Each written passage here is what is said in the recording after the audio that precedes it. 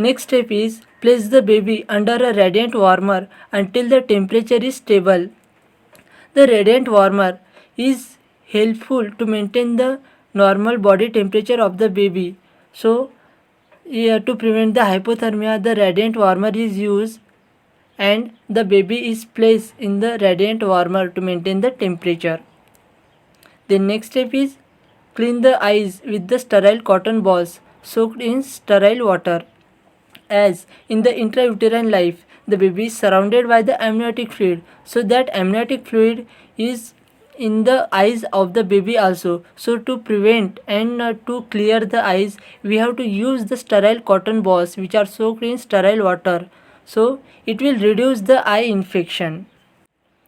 After cleaning of the eyes, the next step is instill the soframycin eye drop or erythromycin eye ointment to each eye because they act as a prophylaxis against ophthalmic neonatorium and chlamydia trichomonas. They can cause the eye infection. So, for the prevention of eye infection, these eye drop or eye ointment are instilled in the baby's eye. The next step is clothe the baby using a dress that is appropriate for the climate and extremities should be free for movement. As the babies are so sensitive, they are more prone to the infection. So and the moisture increases the chances of microorganism colonizing in the skin. So for the prevention of skin infection, the baby should clothe properly and their extremities should be free for movement because they are continuously moving their hands. Check the patency of rectum by introducing lubricated rectal thermometer. As in the newborn baby, many internal or external abnormalities are found.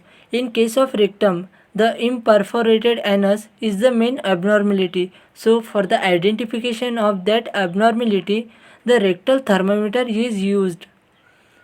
The next step is check the weight and length of the baby. The weight and length of the baby are checked to know the normal measurement of the baby.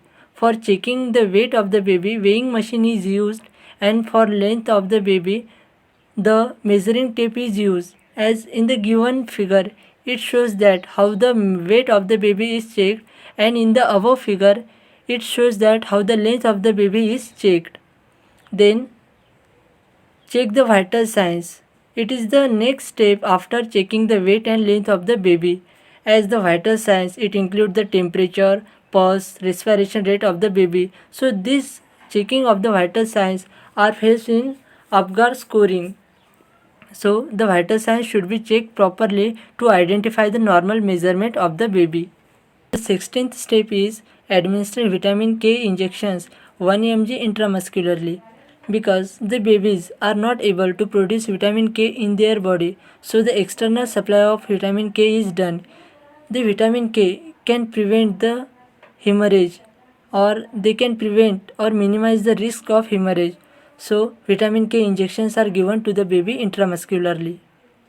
The next step is administer prophylactic antibiotic therapy if ordered in case of prompt delivery means the delivery which is followed by premature rupture of membrane and instrumental delivery. Then the 18th step is observe the baby frequently at least for 4 to 8 hours. The observation should be done properly because the observation can identify any abnormal signs which are developing in newborn. So the identification of abnormal signs, the proper identification of the baby is done for 4 to 8 hours. Then the last step is fill the baby card. It is also known as crib card and antenatal folder, and lastly document it. The filling of the baby card and antenatal folder should be done by the nurse or the other health workers because this can act as a communication between the staff member. As in the given figure, it shows that how the crib card is there. It includes the baby's name, date of birth, time, weight and length of the baby. So this is the stepwise management of the procedure of newborn care. We will discuss about the care provided to the newborn. It includes first maintenance of temperature, Then second, establishment of open airway and circulation. Then third, identification of newborn. Then fourth, vitamin K injections. And last fifth is initiation of breastfeeding. These are the main cares which are provided to the newborn, and the description of this care we will see in the next slide. In the care provided to the newborn, in that first we see that what to do for maintenance of the temperature. So in that the measures are, first is immediately dry the infant under the radiant heat warmer. As in the figure, it shows that the baby is placed in the radiant warmer for the maintenance of normal body temperature.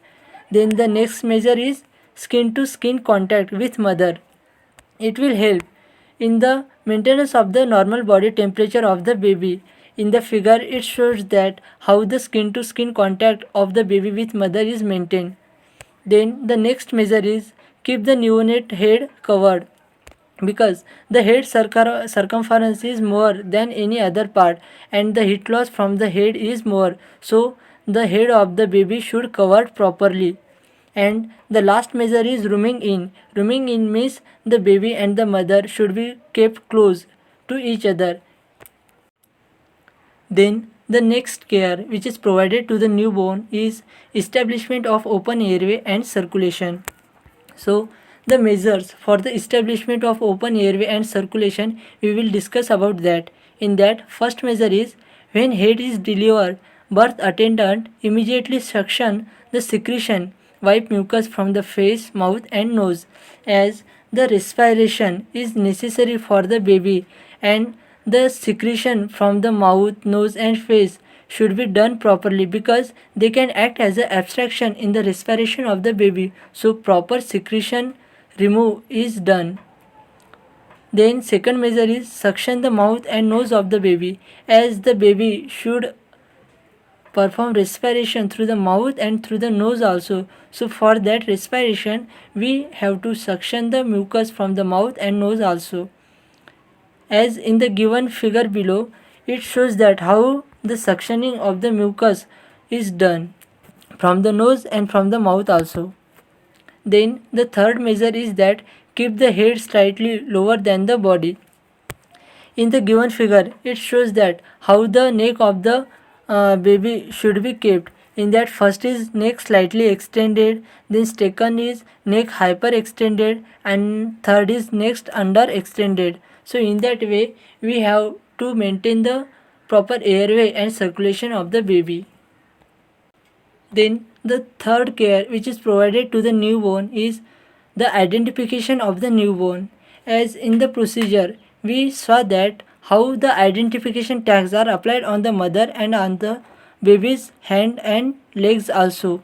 So in that way we have to identify the baby and their mother. So the identification tags should apply on the baby's leg and on the hand.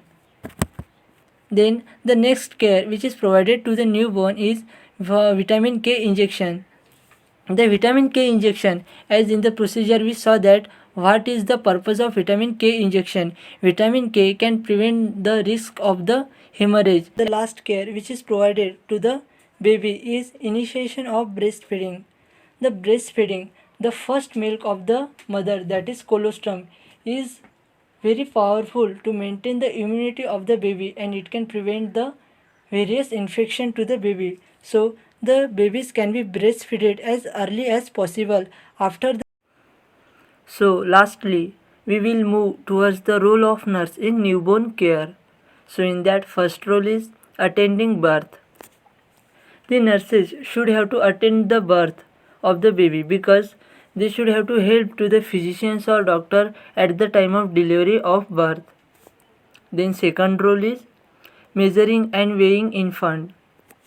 After the birth, for the measurement of the baby and for assessment of the health status of baby, the weighting and measuring the length of baby is necessary. So for that, nurses should have to measure the weight and length of the infant. Then third role is caring for and monitoring health of the infant after birth. Nurses should have to take care of the baby after birth, and the monitoring of the health status should be done by the nurse for the measurement of health status of baby. Then fourth role is educating new parent about the breastfeeding and care of child. As the many peoples are new to the baby, means they are new parent of the baby, so they will unaware about the care of child. So that's why nurses should have to provide information about the breastfeeding and care of child to those parents. Then last role of the nurse is monitor the vital signs of the baby and also mother. After the birth of the baby, nurses should have to check the vital signs of the baby and that of the mother. So these are the roles of the nurse in newborn care. Thank you.